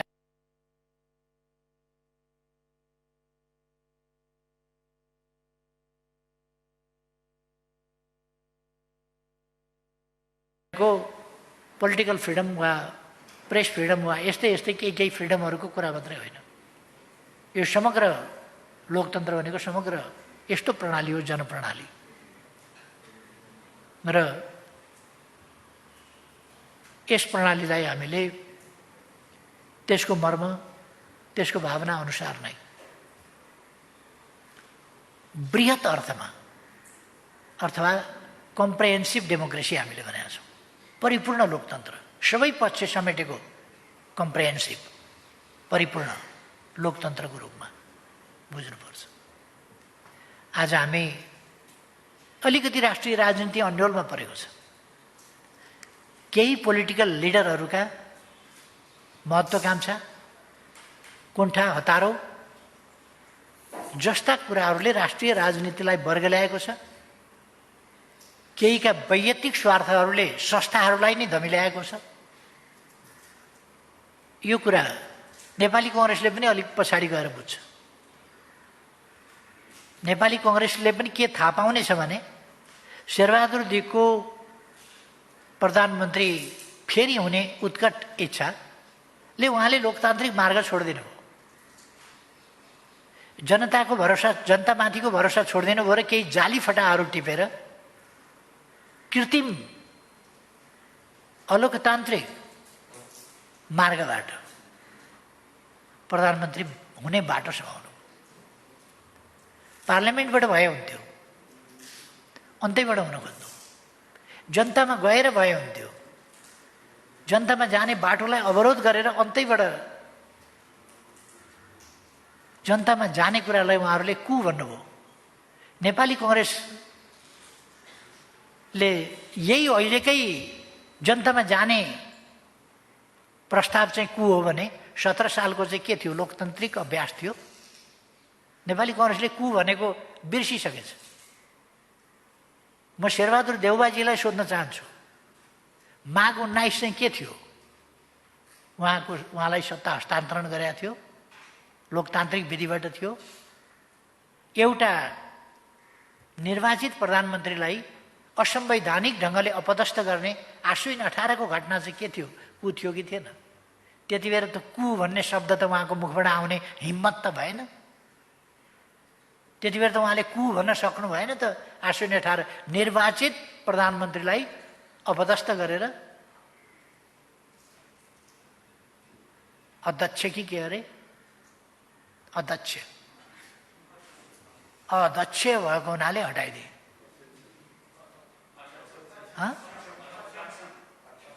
अक्षम भएको हुनाले हटाइदिए अथवा सक्षम छैन।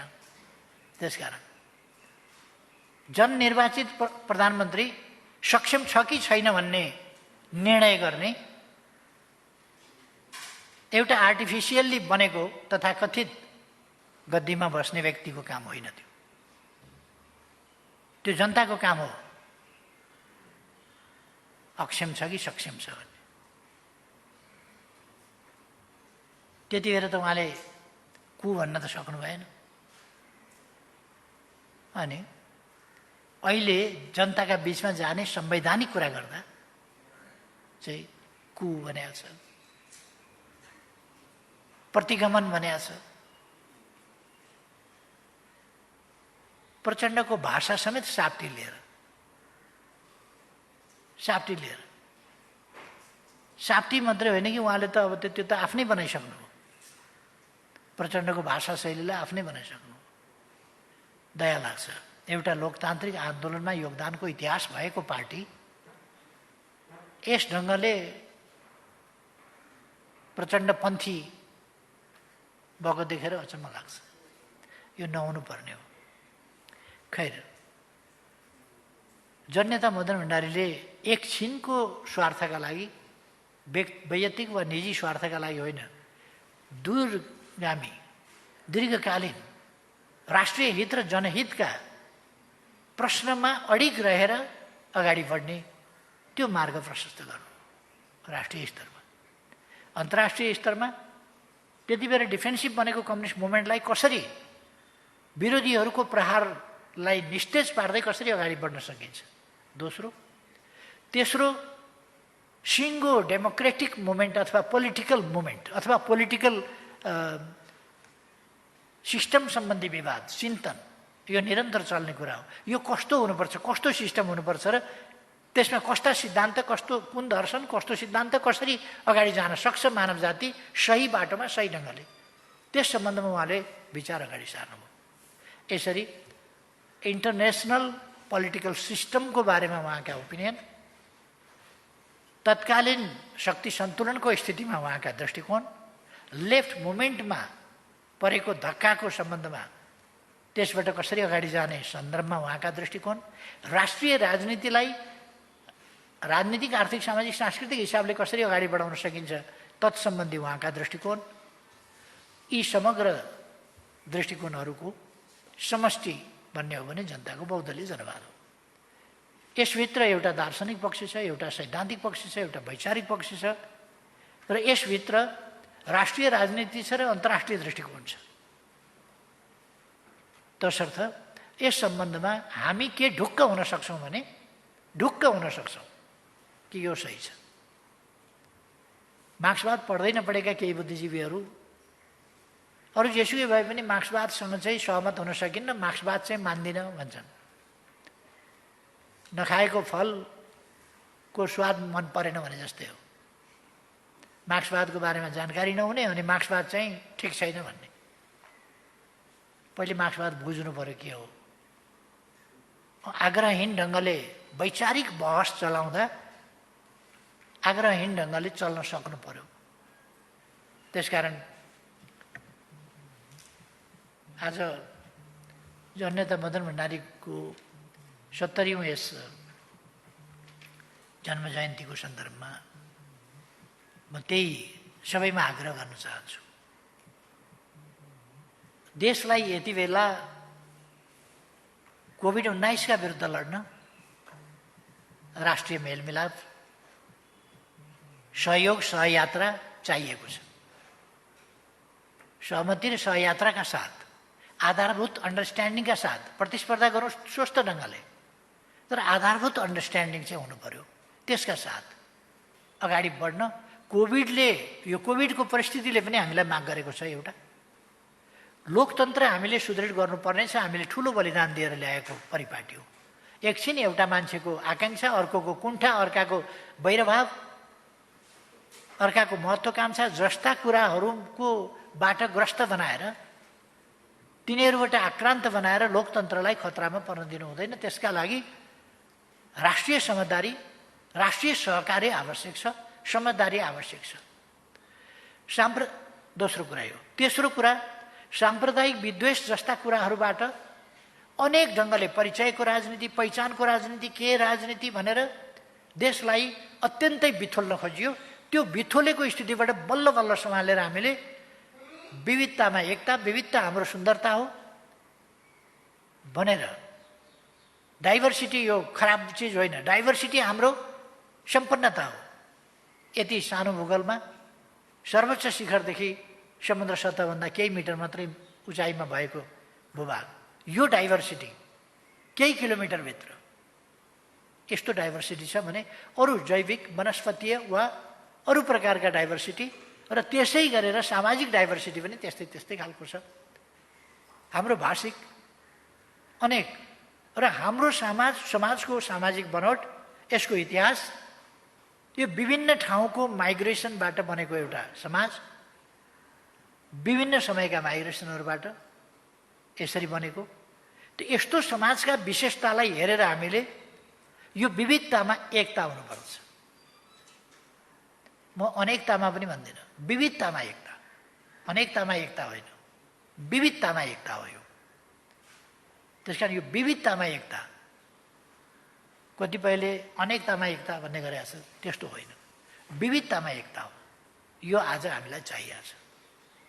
यस्तो बेलामा अनावश्यक ढङ्गले राम्ररी चलिरहेको लोकतान्त्रिक अभ्यास, लोकतन्त्रतर्फको अभ्यास, गत निर्वाचनभन्दा यता हामीले संविधान अनुरूपका थुप्रै नयाँ कानुन निर्माण गऱ्यौँ, त्यसको संशोधन गऱ्यौँ, कतिवटा कानुनलाई संविधान अनुकूल बनायौँ, संरचनाहरू संविधानले भनेका संरचना बनायौँ र वित्तीय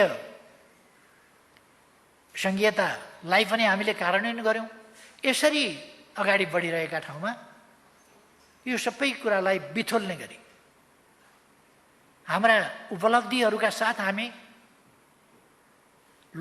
लोकतन्त्रलाई, लोकतान्त्रिक बाटोबाट विकास निर्माणलाई अगाडि बढाउने एउटा अभियानमा लागिरहेका बेला फेरि हुडल्ने प्रचण्ड पद, प्रचण्डको कामै हुडल्ने हो, प्रचण्डको कामै देशलाई बर्बाद बनाउने हो। विगत पनि त्यही हो, आगत पनि त्यही हो। पार्टी एकीकरण गरिएको थियो, त्यो एकीकरण भत्काउने काम फेरि प्रचण्डबाटै भयो। अनि त्यस्ता मान्छेलाई गुरु थापेर लोकतान्त्रिक इतिहास भएका पार्टीहरू समेत प्रचण्ड पथमा हिँड्नु र प्रचण्ड मार्गी हुनु अचम्म लाग्छ। म भन्न चाहन्छु, प्रचण्डलाई पनि यो सही लोकतान्त्रिक मार्गमा ल्याउनु जरुरी छ। हामीले सीके राउतलाई यस मार्गमा ल्याएका छौँ, विप्लवलाई यस मार्गमा ल्याएका छौँ, प्रचण्डलाई हिजो यस मार्गमा ल्याएका हौँ। प्रचण्डले अर्को ढङ्गले फेरि राष्ट्रिय राजनीतिलाई बिथोल्ने कामको अगुवाई गरिराखेका छन्। अघि लुखुर शेरबहादुरलाई लगाएर हिँडेका छन्। अगाडि लगाउँदैमा नायक हुँदैन, कहिले नायक पछाडि बसेर नायकत्व लिइराखेका हुन्छ। जोत्दाखेरि हलीभन्दा गोरु अगाडि हुन्छ। तर कसले लिड गरेको छ, कसले चलाएको छ भन्ने कुरा ख्याल गर्नुपर्छ। अगाडि हिँडे भन्दैमा मैले लिड गरेको छु भन्ने भ्रम पालियो भने आन्दोलन वर्ग लिन्छ। त्यसकारण अगाडि बसेर पनि पछाडि बसेर पनि लोकतान्त्रिक शक्तिले गलत बाटोमा मिसलिड हुनु हुँदैन, मेरो सबैमा आग्रह छ। र म फेरि एकपल्ट अहिले अब मैले जननेता मदन भण्डारीका साहित्यिक व्यक्तित्व, सांस्कृतिक व्यक्तित्व, अरू पक्षहरू आदिको बारेमा धेरै चर्चा गर्न चाहन्न, किनभने यो काफी चर्चा भइ पनि सकेको छ, हामीलाई धेरै पक्षहरू जानकारी पनि भइसकेका छ। त्यसकारण अहिले मैले मदन भण्डारी, जनताको बहुदलीय जनवाद र आजको सन्दर्भ, तीनटा कुरा मिलाएर आजको सन्दर्भमा जनताको बहुदलीय जनवाद, यस प्रसङ्गलाई अलिकति जोड्ने कोसिस गरेर आफ्ना विचारहरू राखेका छु। यस कार्यक्रमको आयोजनाका लागि मदन भण्डारी फाउन्डेसनलाई धेरै धेरै धन्यवाद भन्न चाहन्छु। मदन भण्डारी फाउन्डेसनले यहाँसम्म आइपुग्न निकै धेरै सङ्घर्ष गर्नु परेको छ। यो कसैसँग प्रतिस्पर्धी पार्टी होइन, यो कसैको भाग खोज्न पनि जाँदैन, कसैका खुट्टा तान्न पनि जाँदैन, र यसले कसैलाई पगडी लगाइदिन पनि जाँदैन। राजनीति कर्मीहरूले, राजनीतिक पार्टीहरूले आफ्नो आफ्नो गरी खानुपर्छ। तर जननेता मदन भण्डारीका विचारहरू जो सही छन्, एउटा हामीले भन्ने अक्सर अलिक सजिलोसँगले भन्ने गरेको, अलिकति हल्काफुल्कै ढङ्गले भन्ने गरेको के छ भने, मदन भण्डारीलाई चिरकालसम्म स्मरण गरियोस् भन्नका लागि यी प्रयासहरू होइन।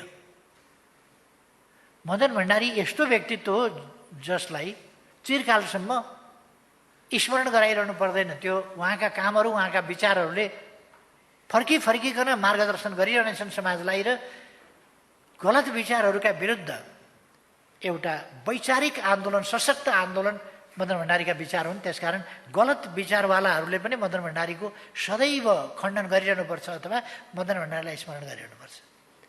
सही विचार साथ अगाडि बढ्नेले पनि मदन भण्डारीको मार्गदर्शन पछ्याउनुपर्छ, त्यति बेर पनि मदन भण्डारीलाई स्मरण गर्नुपर्छ। र अरू थुप्रै कुराहरूमा मदन भण्डारीलाई फलो गर्नुपर्छ। त्यसकारण हाम्रा मदन भण्डारी फाउन्डेसनका क्रियाकलापहरू मदन भण्डारीको स्मृतिलाई जीवन्त राख्नका लागि अथवा जीवित राख्नका लागि होइन, मदन भण्डारीबाट शिक्षा लिएर समाजलाई अगाडि बढाउनका लागि हो। मदन भण्डारीको स्मरणलाई जीवित राख्नका लागि केही प्रयास गर्नु पर्दैन। त्यो त यस्तो चिज हो कि विरोधीले पनि नाम लिनुपर्छ, त्यो यस्तो चिज हो। त्यसकारण यो चाहिँ हामीलाई मार्गदर्शन गर्नका निम्ति आवश्यक छ, हामीलाई समाज बनाउनका निम्ति आवश्यक छ, सुन्दर समाज बनाउनका निम्ति।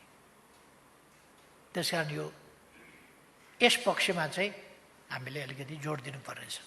यसका निम्ति मदन भण्डारी फाउन्डेसनले सहनु परेका ताडना, लान्छना, व्यवधान, अवरोध, यी सबै कुरा मैले देखाएको छु यी वर्षहरूमा। मदन आश्रित स्मृति प्रतिष्ठान हामीले निर्माण गरेका थियौँ सुरुमै, उति बेलै मदन आश्रितको निधन हुने बित्तिकै, उहाँहरूको हत्या हुने बित्तिकै। तर त्यसलाई निष्प्रभावी बनाइयो, निकम्म बनाइयो। त्यसका निम्ति जमिन छुट्याइयो, रकम छुट्याइयो, भवन बनाइयो। तर त्यसलाई अगाडि बढ्न दिएन। वाचस्पति देवकोटाले मदन भण्डारीको पहिलो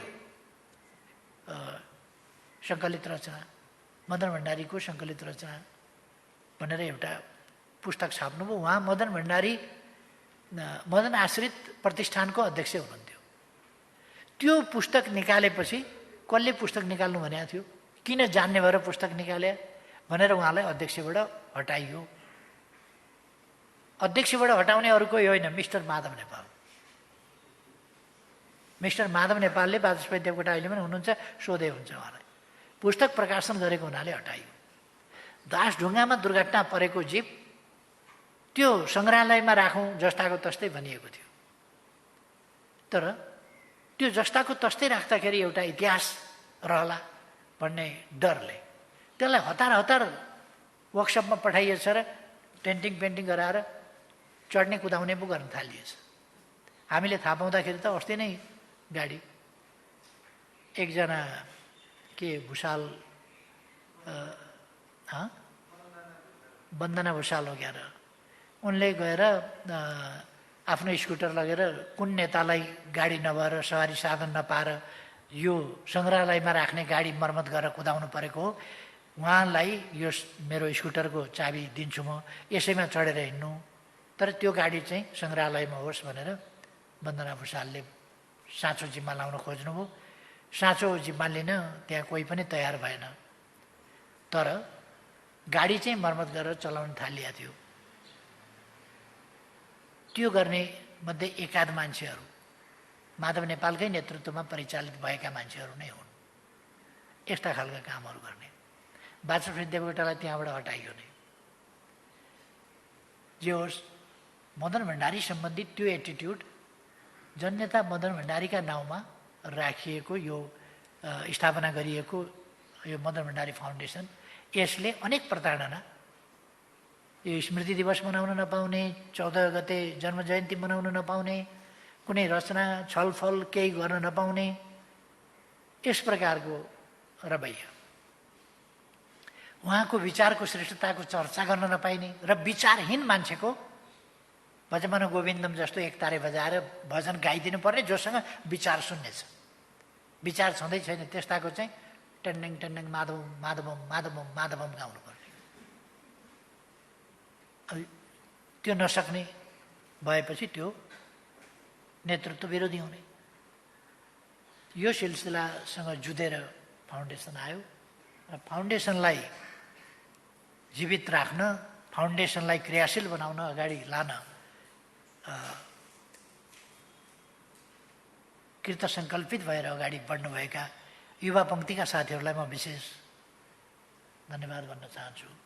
मलाई तपाईँहरूले यस सङ्गठनको, संस्थाको संरक्षक राख्नुभएको छ। यसको संरक्षणका लागि मैले सक्दो प्रयास गर्ने नै छु। संरक्षक भनेको चाहिया बेला हुन्छ क्या, खोलाले बगाउन लाग्यो भने समातेर निकालिदिने, कतै काहीँ केही हुन लाग्यो भने त्यति बेला बसाइदिने। त्यो अब दिने पछि त यसले काम गर्दैन, अरूले काम गर्छन्। अब म संरक्षकले किन काम गरेन भन्न चाहिँ त्यति भन्नुभएको छैन होला, किन संरक्षक भनेको दैनन्दिन काम गर्ने नै होइन। त्यसले त परिआएका बेला संरक्षण गर्ने हो, कुनै अप्ठ्यारो पऱ्यो भने। त्यसकारण मबाट हुन सक्ने सम्मको संरक्षकत्व भइहाल्छ। तपाईँहरू अगाडि बढ्नुहोस्, साथ सहयोग, हामी सबैको साथ सहयोग रहन्छ। सिङ्गै कार्यकर्ता पङ्क्तिको रहन्छ, जनताको रहन्छ, बुद्धिजीवीहरूको रहन्छ, जो समाजको, नेपालको, देशको भलो चाहने, जनताको भलो चाहने, लोकतन्त्रको रक्षा र सुदृढीकरण चाहने सबै राजनीतिक, साहित्यिक वा कलाकार हरेक क्षेत्रबाट तपाईँहरूले साथ पाउनुहुनेछ। तपाईँहरूलाई धेरै धेरै धन्यवाद भन्न चाहन्छु र आफ्नो भनाइ टुङ्ग्याउँछु। जननेता मदन भण्डारीप्रति धेरै धेरै श्रद्धासुमन। जनताको बहुदलीय जनवाद जिन्दाबाद। धन्यवाद सम्माननीय प्रधानमन्त्रीज्यू, मदन भण्डारी फाउन्डेसनका संरक्षक र उपस्थित महानुभावहरू। लगभग हामी झन्डै 2 घण्टाको सेरोफेरोमा बसेका छौँ। धैर्यतापूर्वक हाम्रो कार्यक्रममा आतिथ्यता ग्रहण गरेर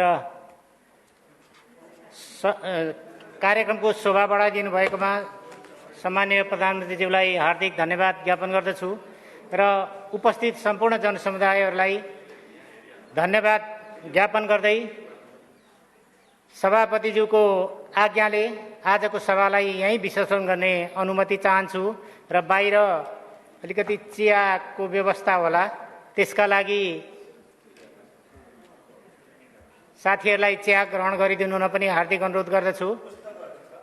त्यो पुस्तक पनि छ हामीसँग, पुस्तकहरू लिएर जानु हुनका निम्ति सबै साथीहरूलाई म हार्दिक अनुरोध गर्दछु। धन्यवाद।